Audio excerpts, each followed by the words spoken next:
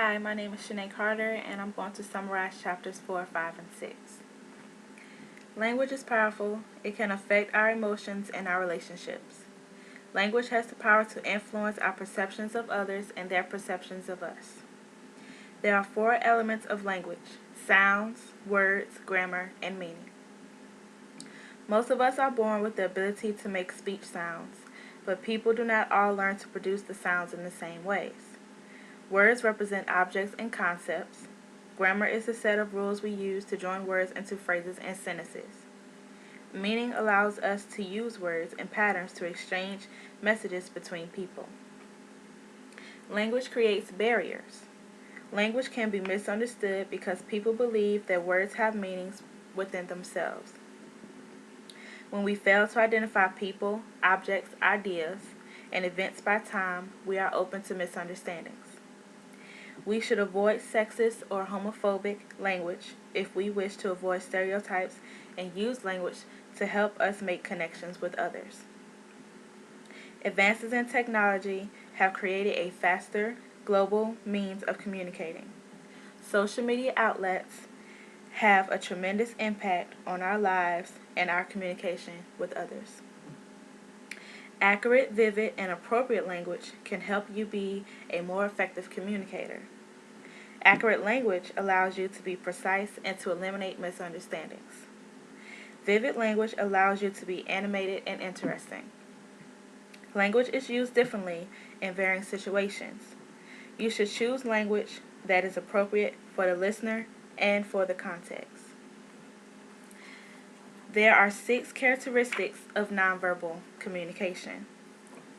Nonverbal communication occurs constantly, depends on context, is more believable than verbal communication, is a primary means of expression, is related to culture, and is ambiguous. The 5 common functions of nonverbal communication are: it complements what is being said, it repeats verbal behavior, it regulates verbal behavior, it substitutes for verbal behavior, and deceives. The listening process is composed of 5 interrelated aspects. Accurate representation of sounds requires the listener to focus attention on the speaker, discriminate among sounds, and concentrate. If the topic seems more relevant, people will remember slightly more than if it seems irrelevant. In the interpreting stage, the listener simply tries to make sense of the information received.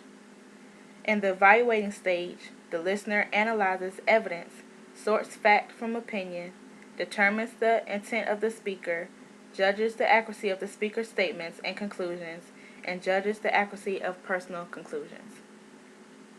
Responding indicates to the speaker what has and has not been received.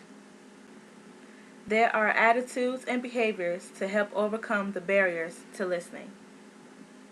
The listener must stay involved in the message, not be distracted by the speaker or the speaker's attire or behaviors.